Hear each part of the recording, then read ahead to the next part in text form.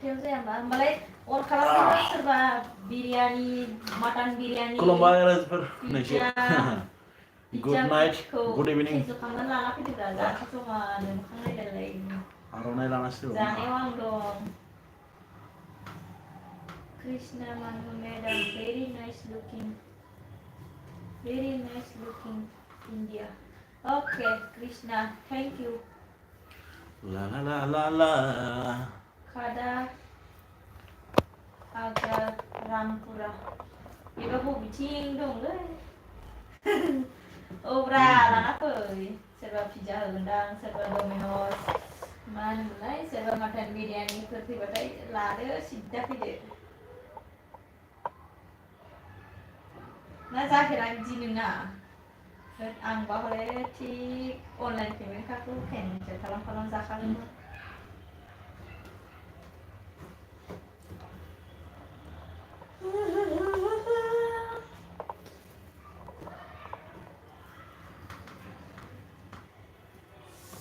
आंनि खानाया बरिया जाबाय सिगां मोनानै ना गस्ला दहाय सोलायलायबाय आरो दा सोलायलायबाय बेलेग नै बसआबो लाइट फैलायबाय खुलुमबाय रायजोफोर आंना इउटुबावसो वाट्स टाइम नायनो गोनांथि जादों इउटुबाव बेनिखायनो लाइभ फैदों लोगोफोर बेखौबो खिथाना लायो नामा जाबा अरे यार हम लोग फ्री आदमी है फ्री है जो भी बात करना बात कर सकता आराम से फ्री बिल्कुल फ्री मैं भी एक नॉर्मल है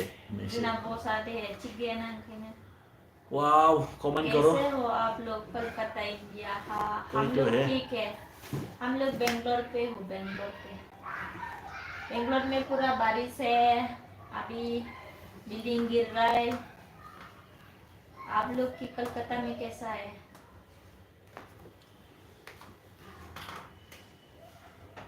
ओंख्रिखौनो ओंखामखौनो संथ'खाले दा दालि रुलाबायनानै टमेट' बाथोन देना जागोन मालाबा खिसिरिसो जागोन खिसिरि मिलन टिउरियालाय मा मोनदोंलै मिलन गार'आलाय कटे माबायाव आंनि लाइफखौबो नायथारा मिलना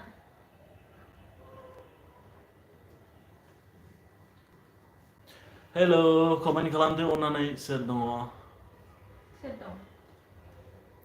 साथाम दङ नै कमेन्ट खालामदो दिनैनि बे मोनाबिलि समाव मोनाबिलिथ' नंला नै दा जोंनिथिंजाय मोनाबिलि ओमफ्राय नोंसिनिथिं एसे बेलेग ना okay madam sunny Singh hi hi hello thank you so much मेरे लाइफ में आने के लिए थैंक यू कमेंट करो Sunny hi Sunny Singh cloth store में करती हूँ 1 घंटा हो गया क्या नोंसिनालाय मा ओंख्रि सामदेन जेलाव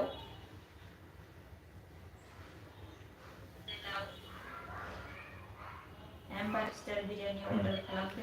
hello Sunny how are you Sunny Singh hello Sunny how are you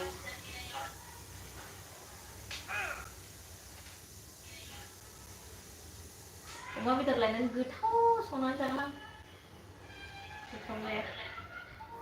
वाव एम्बासिडर बिरियानी अर्डार खालामनानै सोंना फैगासिनो दं नों फैनाय बाजैनो लाना फैदोब्रा जाहोदो खनसे गोथावनो मैं गवर्नमेंट जॉब करती हूँ कोलकाता से ओके ओके अच्छा है नों फैनाय बाजैनो लाना फैदोब्रा जाहोदो खनसे गोथावनो हेलो कमेंट करो कोई तो है ना सोर लाइभआव फैदों आंजों दसे सावरायदो मा खबर बेदर जासिगोनलाय नामा अमा बेदर ना बिटिआरनिफ्राय बा बड'लेण्ड हालामनिफ्राय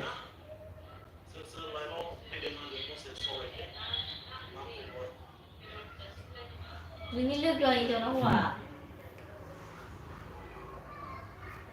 बुरलाब गैयालै बुरलाबानोथ' जागोन दा प्रब्लेमा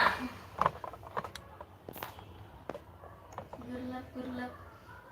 नै हारसिं रायलायगासिनो नै बिथिंजाय जोंहा हारसिं रायलायखाले दा हाबो लायबो दङ भूत बन गया रे ये तो भूत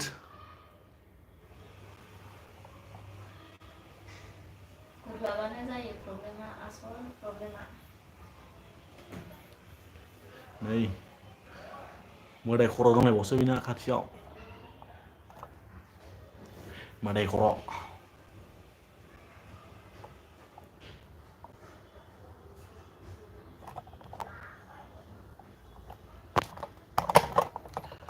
कौन देख रहा है कमेंट करो कोई नहीं देख रहा है कोई दिख रहा है स्टार डालो खुलुमबाय माथो राव फैला खुलुमलायबाय आं नै नायो आरो थाङो लाइभआवबो फैदो दसे सावरायनोसै होननानै फैबाय आङो बोलो ना सानी सिंह बोलो ना हाँ जी आप कहाँ से हो सानी सिंह कौन सा स्टेट से देख रहे हैं आप बोलो बोलो सानी सिंह कैसी हो आप मामा संदों नोंसिनालाय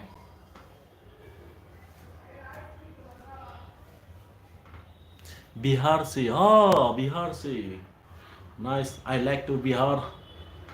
मेरा आसाम है आसाम आपका बॉर्डर में हो बिहार कौन सा पटना है क्या मैं असम से बोल रहा है असम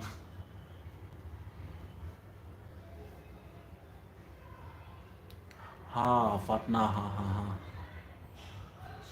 अच्छा है पटना घूमने के लिए मैं भी जाएगा अभी ये अभी तक गर्म होगा ना शायद दिसंबर जनवरी को जाएगा मैं बिहार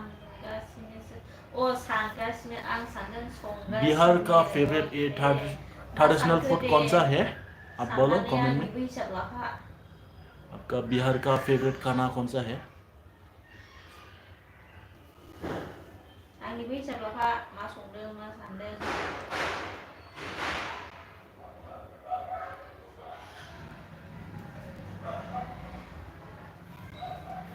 बिहार का थाली बोलो आप लोग का फेवरेट क्या खाएगा क्या जाके बिहार जाके हाँ लाला लिट्टी चोखा ओ लिट्टी चोखा मैं भी ट्राई करेगा अभी जाके लिट्टी चोखा बहुत ही अच्छा होगा ना खाने के लिए litti chokha litti chokha I don't know what इसमें क्या क्या आता है लिट्टी चोखा में आपको पता है यस बोलो जी उसको पता है बोला देखो लिट्टी चोखा क्या क्या है बोलो जरूर मत बोलो पता है तो सानी सिंह आप बोलो इसमें क्या क्या आएगा खाने का चीज लिट्टी चोखा में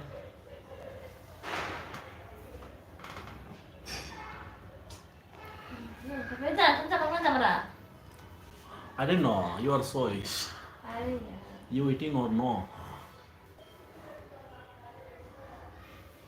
मेरा मन में तो आज खाने के लिए मन नहीं कर रहा है कुछ भी नो नो नो नो नो टुडे नो ईटिंग मेरा पेट खराब हो गया इसलिए नहीं खाएगा मैं आज फ्रूट्स खाएगा अभी जाके फ्रूट्स लेके आएगा बाबा जी का टुल्लू बनेगा रे मैं भी आज चपाती बनाओ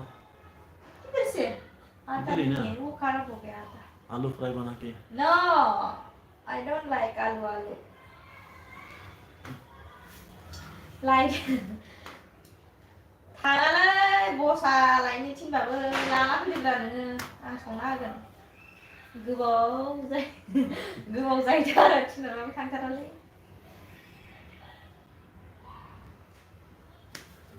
हेलो सानी सिंह बोलो लिटिल सक्का में क्या क्या आता है खाने का चीज ये बताना मेरे को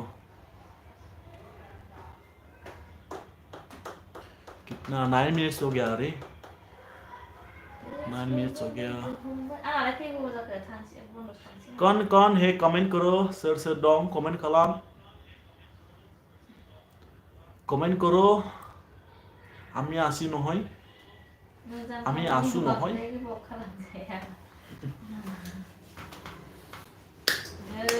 salah YouTube dong YouTube live dong YouTube live kasih legasin dong wo kanai sisi magnu bela गोसोखाङो बै समखौ नोंनि होनाय आपकी रादाया वॉइस बहुत अच्छी लगती है ना। कौन है वही सनी, सनी ने बोला है। कहाँ से आती है कौन है गोसोखाङो बै समखौ वांथ' बे जोनोमाव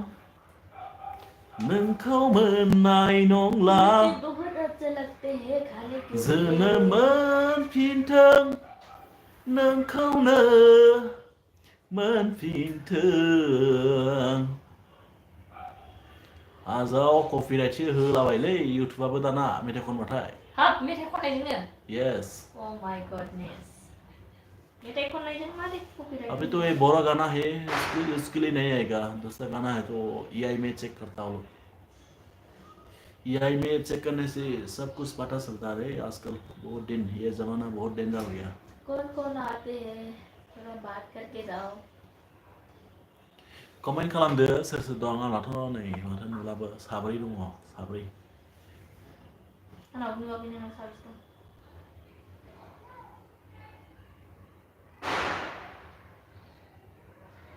यस 4 people is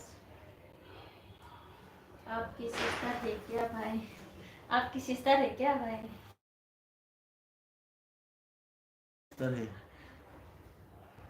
सिस्टर नहीं दीदी है मेरा दीदी है बड़े दीदी है फोन पे नंबर हरदोलै आसोलनि 10 ताकासो हरनोसै सेम नंबर पुराना नंबरानो फोन पे गूगल फैसा खुस्रा गारना हर गारांखौ मोजां नांजादों गारना हर जोनोम मोनफिनथों नोंखौनो मोनफिनथों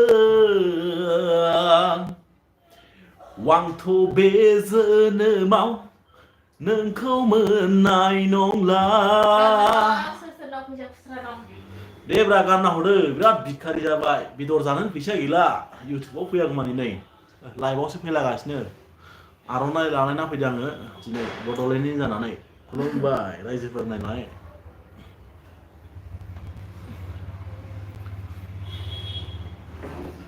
स्टार्ट थुदोब्रा सोमदो फेसबुकआव फैसा हाबबाथाय नोंखौ गिदिर पार्टि जानो बोरमा बेदरजों गोसोआ आंनि बोदोर जादों जानाय लोंनायावबो गासिबो गोजाननि हाजोखौ नों समायना दासान सना नोंनि हास्थायनाय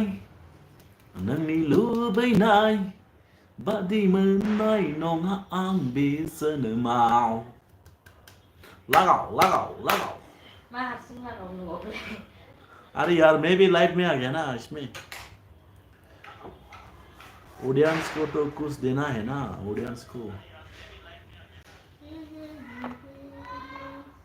खाना पीना हो गया कोई कमेंट कर रही welcome to live your remember ground your private and open your community guideline oh my God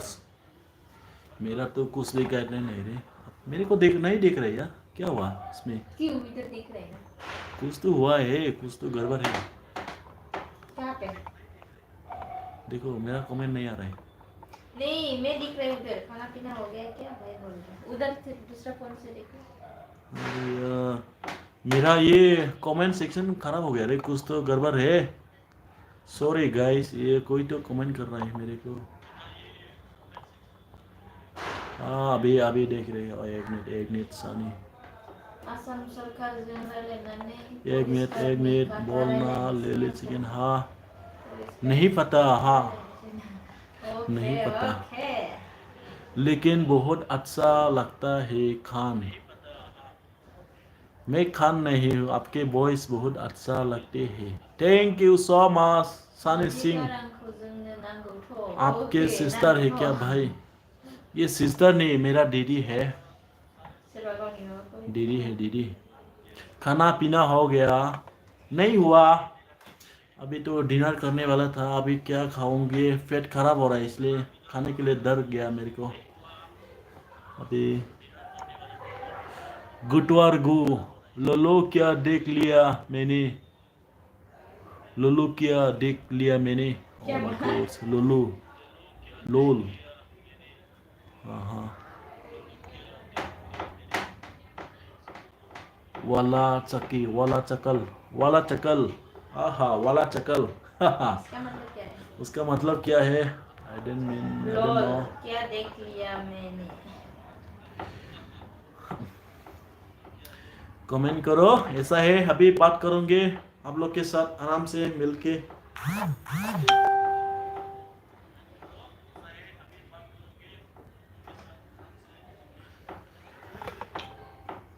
किसी का पास कमेंट आ रहा है क्या आपको सिंगर बनना चाहिए भाई हाँ मेरे को सिंगर बनना चाहिए लेकिन आता नहीं ना ये छोटा मोटा आता है शॉर्ट शॉर्ट ज़्यादा नहीं मेरा लैंग्वेज अलग है ना उसके लिए आता है लेकिन हिंदी में नहीं आता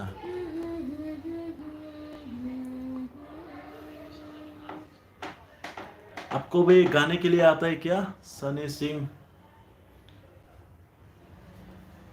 सनी सनी सिर्फ सॉन्ग लगे नहीं जाना। आई डोंट नो वीडियो में नहीं खाना रे पेट खराब क्यों? होता है सब लोग दिखता है इसलिए। हाँ,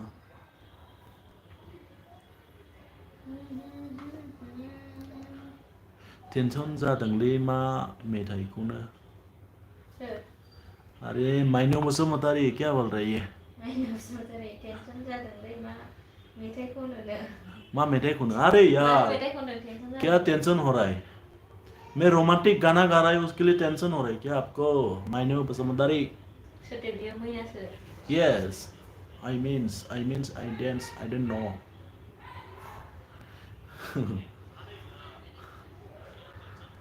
Ni kita lah. फुराना आंखौ गोसोखांलायदों नामा आंनि मेथाइ खननायखौ Exco. एक्सखौ तबीयत ठीक नहीं है इसलिए टेंशन हो रहा है आप लोग को खाने के लिए शांति नहीं मिल रहा है पीने के लिए शांति नहीं मिल रहा है Limbu pani pio. नींबू पानी पियो जीरा पानी पियो आइस का पानी पियो बस नहीं तो गर्म पानी पियो Limbu pani pio. मेरा भी पेट खराब हो गया कल से मैं पूरा लाव लाव लाव खिबाई कर रहा है Bawa thang naik ke roll itu sen.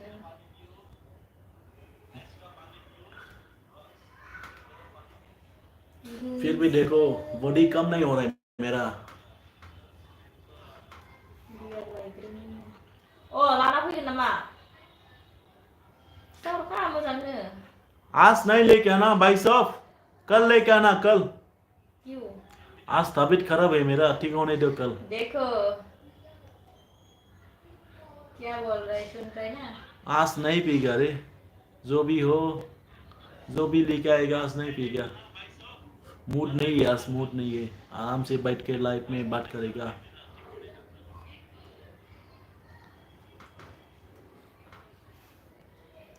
Sampai beli nama. Nadi sudah naik.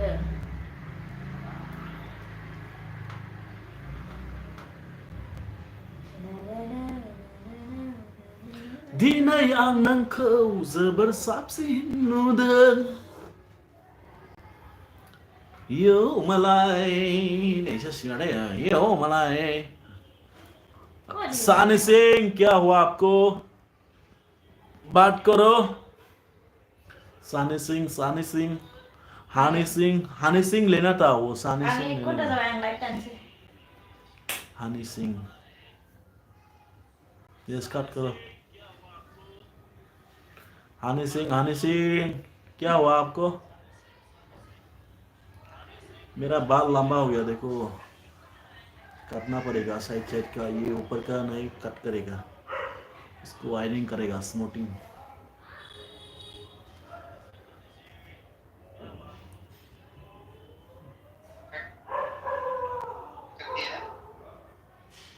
Clear होना आने वीडियो को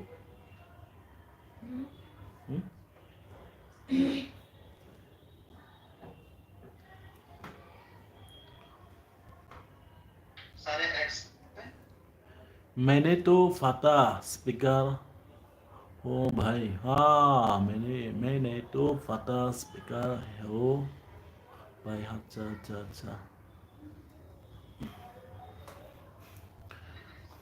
Oke, yo saya simpan dulu mas. किसमें Yo. Yes I editing this one this photo Bihar में कितना डिस्ट्रिक्ट है आप बोलो सनी सिंह किसको पता रहता है इतना हार्ड क्वेश्चन कौन पूछता है? वो लोग को पता है ना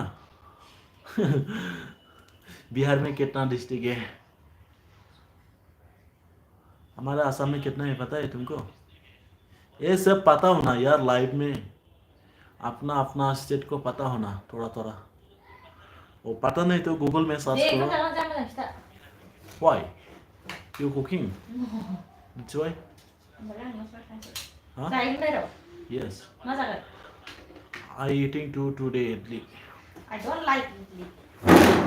मैं तो साउथ इंडियन का खाना खाएगा कौन कौन दिख रहा है? कोई नहीं रे पैसा कहाँ पे दिखता है कौन दिख रहा है? इधर देखते ना देखो ओके.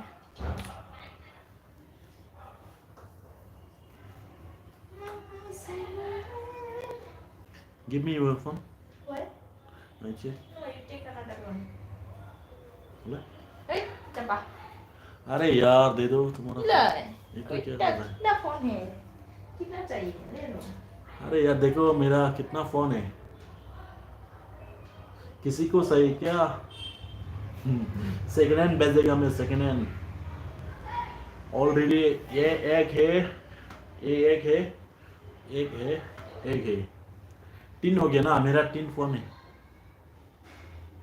बहुत ही पुराना पुराना फोन है ये 2010 का है और ये 2019 का है जब तक कोरोना वायरस हुआ उस टाइम पे लिया था ये फोन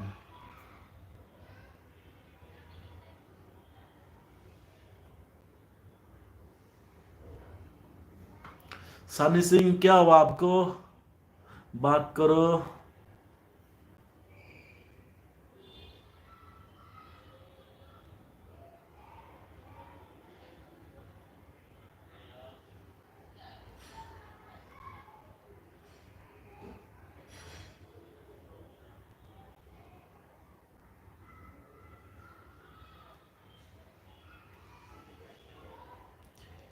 बिहार में कितना डिस्ट्रिक्ट है बोलो अभी सनी सिंह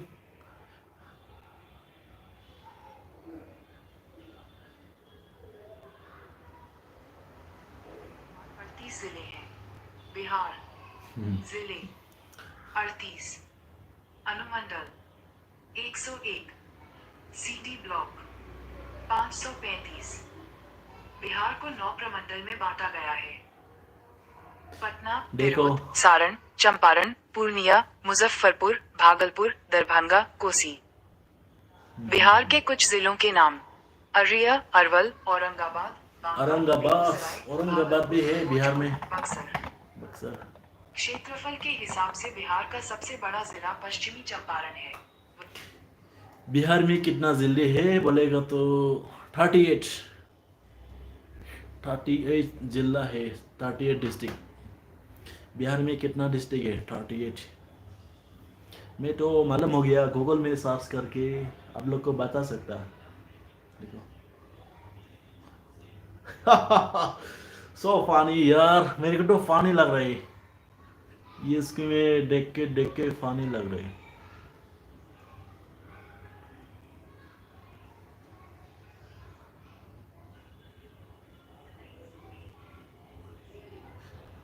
असम में कितना डिस्ट्रिक्ट है ये बोलने से आ जाता देखो असम में 35 बिहार के कुछ जिलों के नाम अररिया अरवल और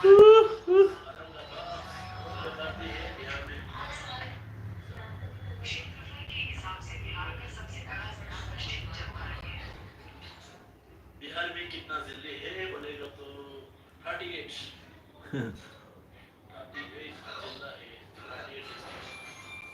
कमेन्ट खालामदो अन्नानै सोर सोर लाइभआव फैदों कौन है लाइव में आ रहा है मेरे साथ, बात करो, कमेंट करो।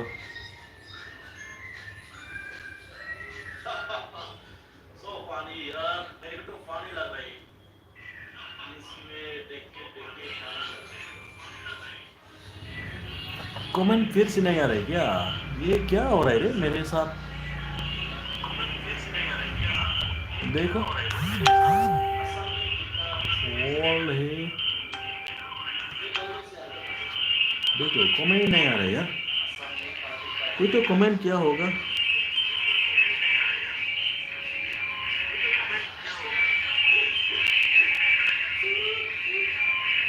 अभी देखता हूँ कमेंट आएगा कि नहीं आएगा।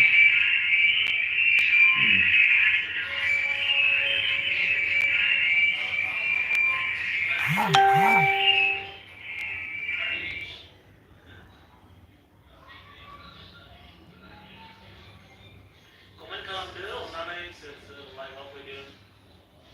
कौन है लाइव में आ रहा है मेरे साथ, बात करो, कमेंट करो।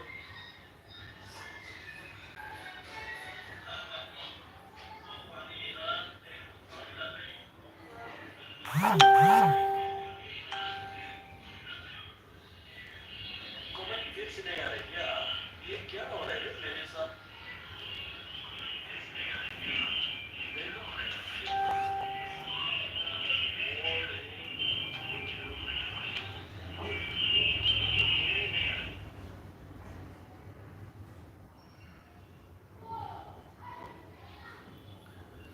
दिनै आं नोंखौ जोबोर साबसिन नुदों।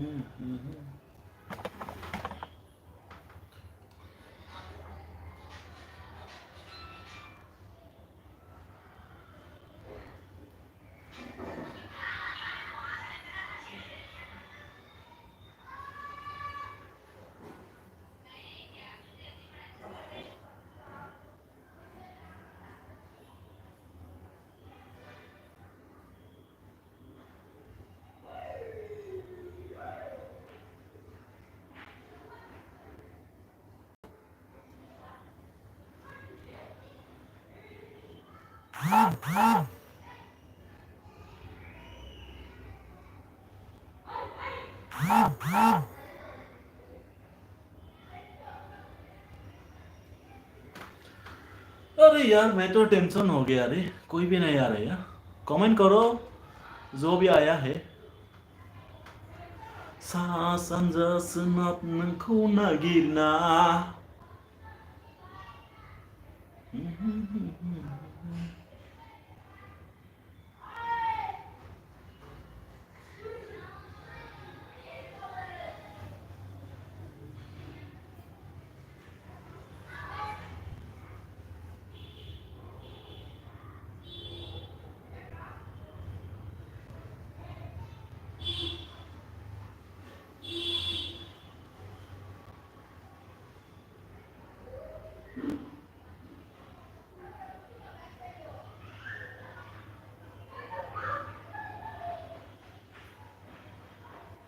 मेगनाव नायनानै नोजोराव नायनानै।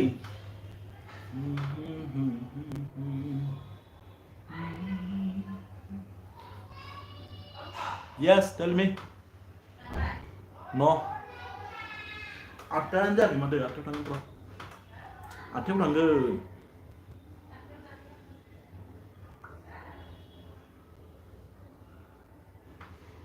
फुजानि जेबोखौनो बायनाय नुवाखै।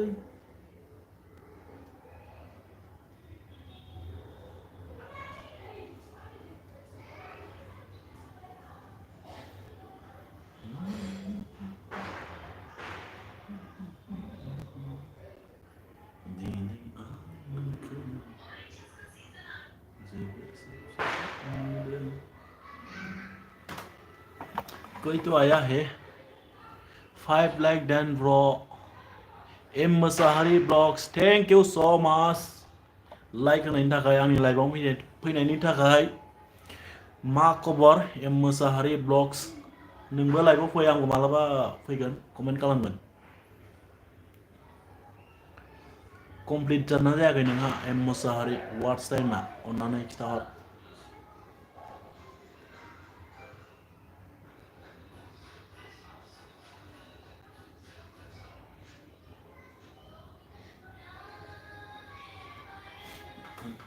Thank you so much आंनि लाइभआव फैनानै लाइक होनायनि थाखाय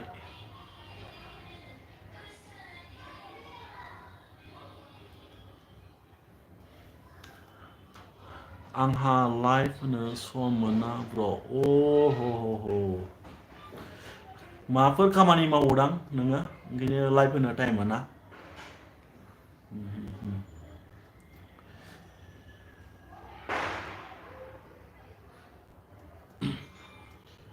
बहानि नोङो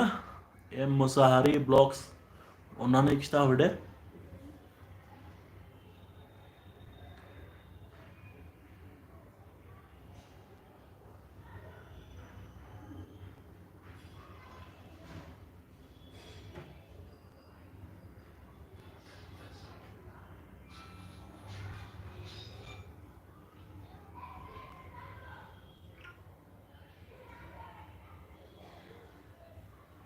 उदालगुरि आंबो उदालगुरिनि ना मा गामिनि आंना बाहेरनि गाव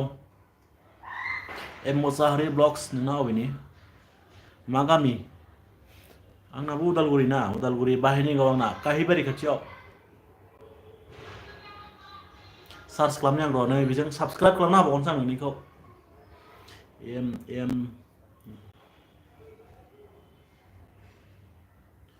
एम मुसाहारि ब्लग फैना फैया बिदिबालाय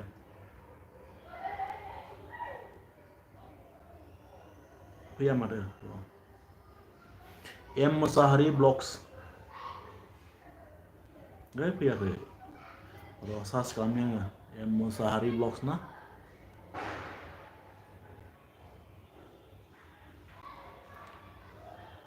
ससमा हमदोंलै मेगना एसे बोरैबा उन्दुनो ओंखारनाय आंना ओंखायनो माबाय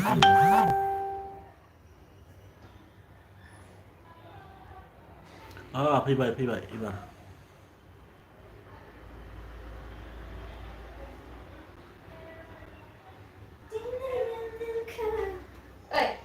आंनिखौ पस्ट खालामाखै हारसिंनो पस्ट जादों बियो बबे आंसो खालामदों ए होदांलाय माबोरै जाबाय थादों र' फैबायलै दानै नोंना मबाइलानो हें जायो नैबे गंसेया फिसा जब मावो ब्र नोंहालाय उदालगुरियाव अके फिसा जब मावो ब्र Udalguri मावनांगौलै I want to keep hands sort out of my मा जाखो मबाइलानो गारहरसै This is for Prana phone, okay? नोंनि बै माबाखौ थुना लाबाय नोङो टेपा इमारजेन्सि फन थांगासिनो एम मुसाहारि ना इउटुब चेनेलाव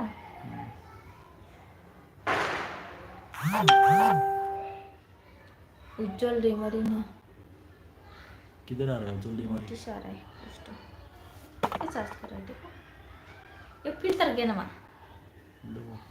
फिल्टर की बरा ए ना करनी ini jauh saya filter why ada hasil dalam ya dinai anakku sebut sabsin nuda फैबाय एम मुसाहारि नै बेनो दा साबस्क्राइब खालामसै आङो नै 506 दंमोन नोंना ओमफ्राय नायदो एबार मा लाइक सब्सक्राइब 407 जाबाय ये कौन है ईश्वर फेमिली नामा ब्र फेमिली माथो सिख्लासो रायलायगासिनो एम मुसाहारि ब्लॉग रमायनो अरे यार तू काय को डिस्टर्ब कर रहा है मुसाहारि मेरे को ब्लॉग से माथो मिस मुसाहारि वाली एम मुसाहारि नै बेयाव मिस मुसाहारिसो नों सोरखौबा सब्सक्राइब खालामबाय बेनो नङा नैबे हिन्जावसो अरे देखो नाय बे बेलेग बैनि कमेन्टआव पिक्सार पिक्चर नुवाखै बिले पिक्चरा मानो सेम जाखो बेलाय पिक्चारालाय जाम्बा सेम नङा सेम नङा आं नायगोन हाब बे खर' गोनां नङा नङालाय जा बेखौ यार अरे यार मेरा खराब हो रहा है इसलिए ये सेफ्टी के लिए आं सब्सक्राइब जल्दी इखो रो ओ नै ए बेबो नङा किधर है माथो फैयाखैनो ब्रा नोंना होनबा माखौलाय फेमिलि नामा ब्र एम मुसाहारि ब्लग नोलाय कमेन्ट खालामदोंना गैया ए टपि हमनायसो दा बेना नोंनिया फैयाखै माथो एम मुसाहारि ब्लग्स केपिटेल लेटारलै सोरनिखौसो खालामना होबाय सरिलै आंना साबसक्राइब खालामफिनगोन ना आंनि मबाइलाव जायगा गैया आंनिखौ रावबो खालामा माथो मुसाहारि होदों फैयाखै जेबो नङा ब्र खस्थ' खालामनाङा ब्रनो खस्थ' खालामनाङानो र' नागिरनो खालामना हरगोन आङो टेनसन लानाङा खिन्थु सार्च खालामबा फैयाखै आरोना बेनोसै आरो खोथाया नागिरनो र' अ'सो जानांगौदां बै नै मुसाहारियाव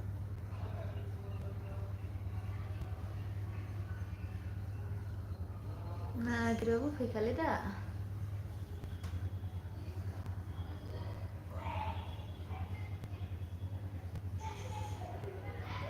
मुसाहा दङ बेना दङ मा दं ए yes yes yes नङा नङा गैलालै नोंना फैला सेस नागिरना बै मोनासै फुनानै खामबा खामजागोन र' दाहाय कमेन्टआव कमेन्टआव हाबबासो दा आं कमेन्टआव हाबनोसै दाथ' हाबजाला ना नै दा खालामना होनोसै आङो र' नोंनिखौ साबसक्राइब उदालगुरि मा गामिनि दे खिथाहरदो बेखौल'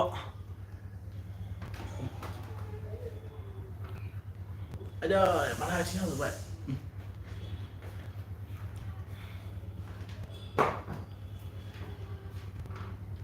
सनी सिंह हाय हाय खाना हो गया क्या सनी सिंह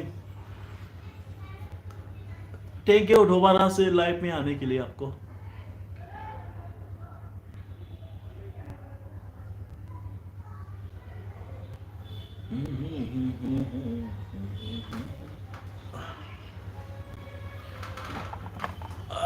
डन हो गया रे उधर बैठ बैठ के अभी बैठेगा मैं आराम से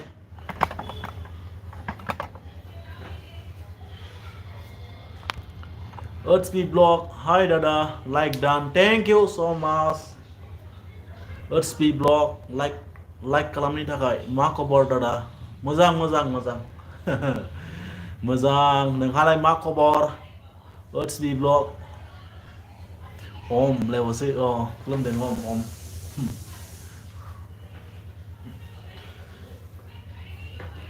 बहा दोङो दादा आङो बेंगलरावसो थायो बेंगलराव ओमफ्राय दायो रुमावनो दं नै टाइम पास जास्ट बरिं मोननायनि थाखाय लाइभआव फैदों मा खबर खिथाहरदो Earthsby blog जाखांबाय नामा दादा जाथ'वाखै दिनै जाला नामा जों बाहेरायावसो नायदों बाहेरायाव थांनानै जानोसो सानदों आरो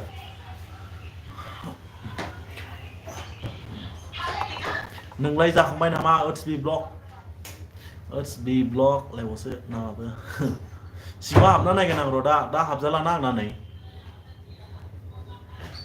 दायो नै हाबजाया दा सिङाव हाबनानै नायगोन आं र' साबस्क्राइब खालामाखैबा खालामना होगोन जाखांबाय आंहा दादा मा ओंख्रि जाखो खिथाहरदो अननानै मा ओंख्रि जाखो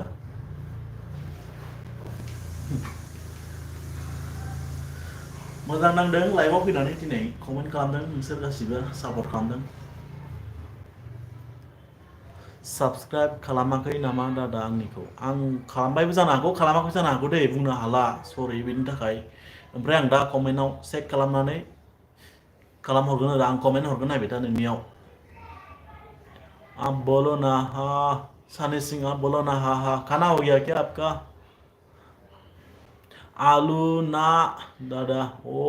आलु ना गोथाव बरिया ना फिसा ना गिदिर लकेल ना सालान खिथाहरदो नहीं नोंनिखौ साबस्क्राइब खालामखानायसो आं दादा खालामखानायसो थेंक इउ सो माच साबस्क्राइब खालामनायनि थाखाय आंनिखौ सापर्ट खालामनायनि थाखाय आंबो खालामगोन नोंनिखौ दाय खालामगोन र' दा लाइभआव फैदों ना ओंखायनो खालामजानाय नङा फिसा दादा लकेल माय गॉड बहुत टेस्टी है ये तो नंगौ गोथाव बहानि नों it's be blog दे अननानै खिथादो कमेन्टआव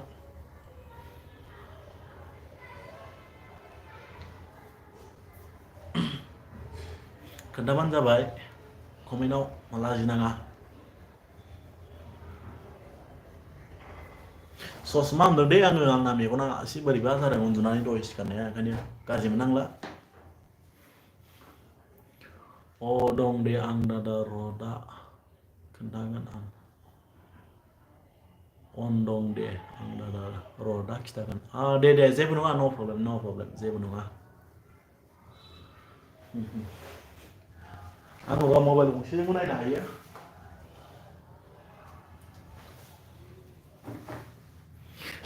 मबाइला गंनै ना आंना नैबे गंसे मबाइल गोजाम दङ हें जालाबाय थाग्रा बेजोंबो खालामनो हायो आङो र' सार्च खालामनि आङो मोननै साबस्क्राइब मोनगोन नों आंनिफ्राय इट्स बि ब्लग्स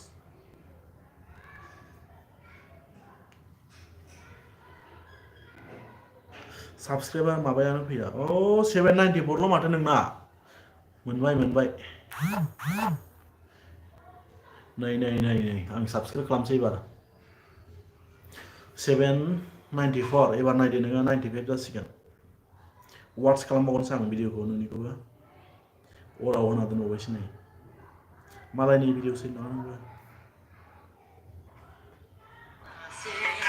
नै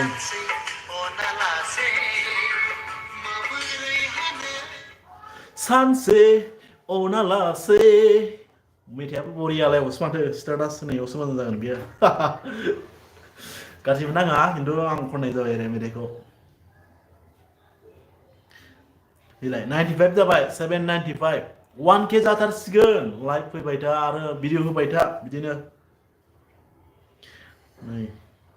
लोखि फुजानि प्रसाद जाबाय लोगोफोर वाव दे खस्थ' खालाम भिडिअ होबाय था होमबाना माबाया वाट्स टाइमाबो बारायगोन ओमफ्राय माबायाबो साबस्क्राइबाराबो बारायगोन नै नायलायबावनोसै नोंनि ब्लगखौ नैबे मोनसेजों दाय खालामना होगोन आङो ओमफ्राय दा बे माबानो थादोंना लाइभआव फैबाय थादों ओंखायनो खालामथ'ला बेजों दाय खालामसै उनाव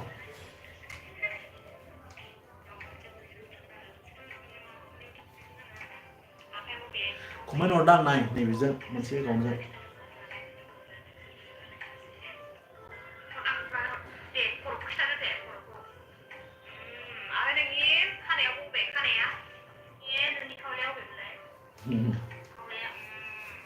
कमेन्ट हरदां नै नाइस ब्लग इट्स बिन होननानै नोंनि माबायाव नों बहानि दादा आं चिरांनि आं उल्थासो फरायबाय दे आं चिरांनि दादा आदसा नों चिरांनि आं उदालगुरि डिस्ट्रिक्टनि ओमफ्राय नों बहानि दादा आं उदालगुरि डिस्ट्रिक्टनि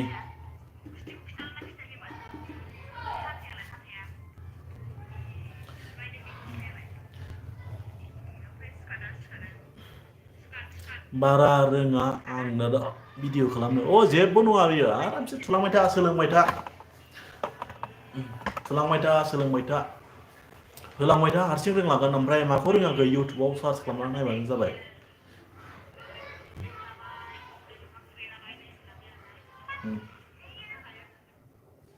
पपुलार भिडिअ नायनो आङो अल भिडिअस नोंना मालायनि भिडिअ दं माथो ने मालायनि भिडिअ दं ना दादा बेफोरो कपिराइट फैनो नागिरो खिन्थु मोजाङै थाल ला ओमफ्राय मनेटाइज खालामनायाव प्रब्लेम जायो एसे थाल लानानै मनेटाइज खालामबानो जाबाय चेक खालामनानै बे मालायनि भिडिअ जायोना तारमाने कन्टेन्टआ बेलेग जायो मालायनि भिडिअ होबा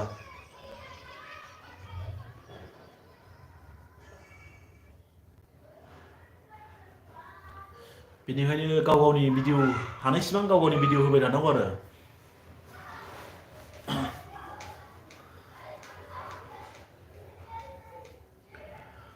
साब्रै दं माथो सोर दङ कमेन्टबो खालामाखै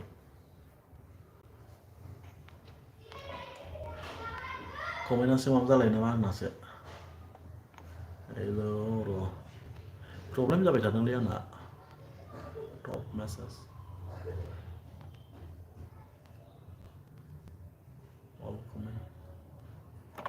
Oh, comments. Okay, Dada. नाजागोन दे थेंक इउ बिदि नाजानाय थाबासो जाफुङो लाइफआव गासिबो खामानिया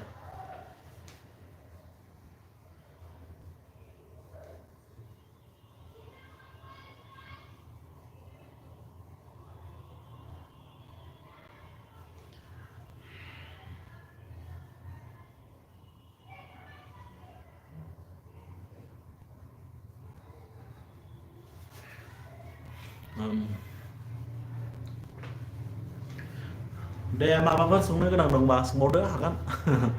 गोसोब्ला सोर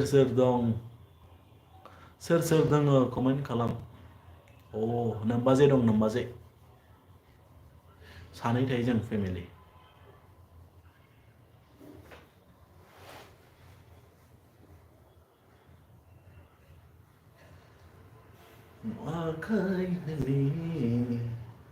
बाजैया बहानि बाजैया जाहैबाय सनितपुर डिस्ट्रिक्टनिसो सनितपुर डिस्ट्रिक्ट राङापारानि ओमफ्राय आंना जाहैबाय उदालगुरिनि बाजैखौ देखाय बाजैया बेस्थ' सिङावसो दङ दा देखायगोन र' दा गाव खाथियाव फैबा सिगाङाव नुहोगोन दहाय फैदोंमोन खनसे मोजां दादा आंनि ब्लगाव नायबा नुनो हागोन नों अबेबा ब्लगाव दङ बियो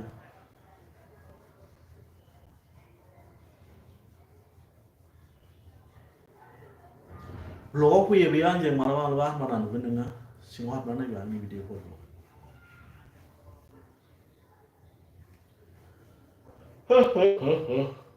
नै नाराय रे 8था जाबाय माथो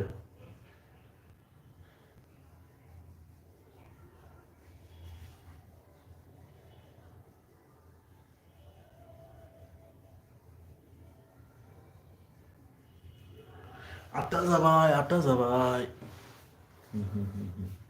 उन्दुनो ओंखाराखै नामा लेट्स बी ब्लग्स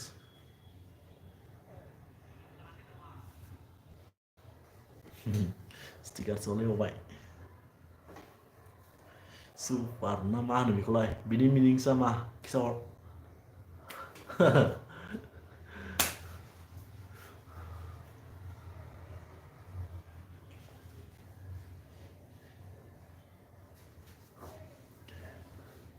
ओंखारथ'वाखै दादा ओंखारथ'वाखै खैथायाव उन्दुयो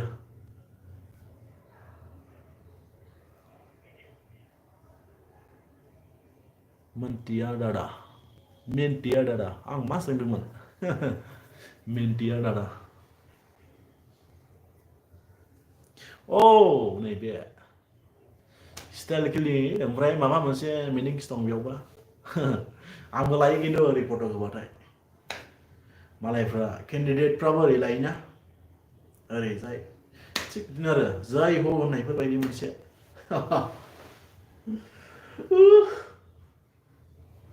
लाइफआव गोबां बुस्थु सोलोंनांगौ बेनिखायनो जों सानै हयै मावनाया मोजां आरो गासिबो खामानिफोरखौ गोरोन्थि जायाखै होननाबो बे मोनसेया बिराद मोजां माबा मोनसे आरो पस्टनि मोजांनि थाखायसो बेबो मिस्टेक जायाखै आरो उन्दुनो ओंखारबानो उन्दुनोसै आं दादा टाइम गैया माने आदसा दे आरो दालाय मबाइल दं नङासै उन्दुनो ओंखारबानो गोसोबायदि उन्दुयो ओमफ्राय मबाइल थुनो बाबानो थुला गासिबो बिदिनो जाखाजोब्बाय फैद' थांसै थांला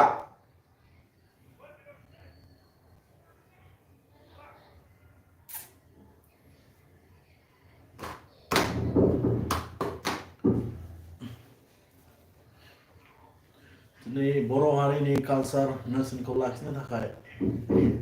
आर'नाइ गानलायनासो फैलायबावदों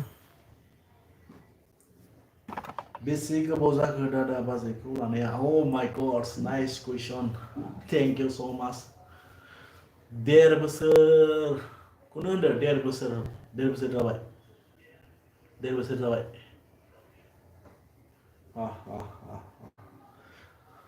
Interesting comment, question, interesting question. Time pass सिंगेलैथो बोरै एसेबां थाबाय थाबावनो बेनिखायनो थाब लानाय जाबाय आरो बैसोआबो जाखाबाय जाया नङा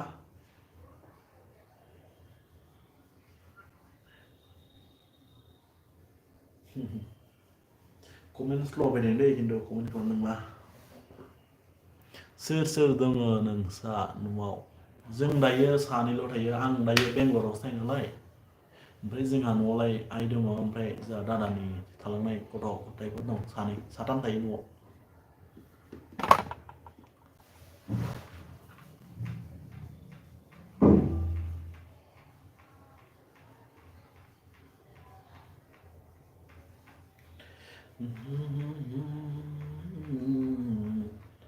जेरैबो लाखानांगौ दादा हो लाखानांगौ दा जेरैबाबो लाखानांगौ लायाबा गवा गोजौआव होयो नङालाय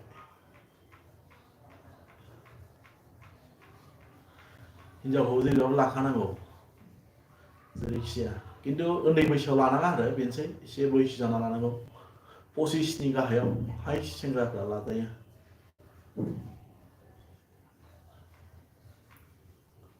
आंनालाय दायो 30 जाबावबायसो 30 बारा बैसो नङा दादा नोंखौ औ ना दादा मानो बैसो मा जाखो दारि रज'वाखैना ओमफ्राय बैसो जानाय नङा आरो खावलायालाय थनजोबलायबावबायसो नै नानिखासो लासिगोन दा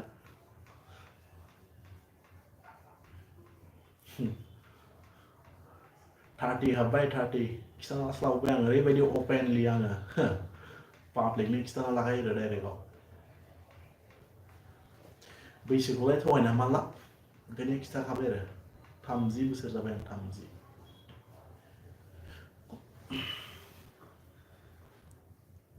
थनाखै मा दादा थनाखैलायबावसो मिनिनोसो गारबाय थनबाय जाहैलाय नों माबायाव मबाइलावहाय नुवाखै एसे थनबायथ'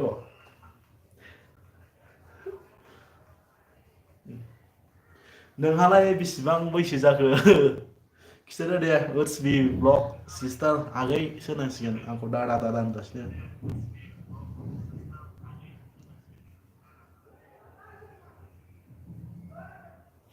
आं बर्तन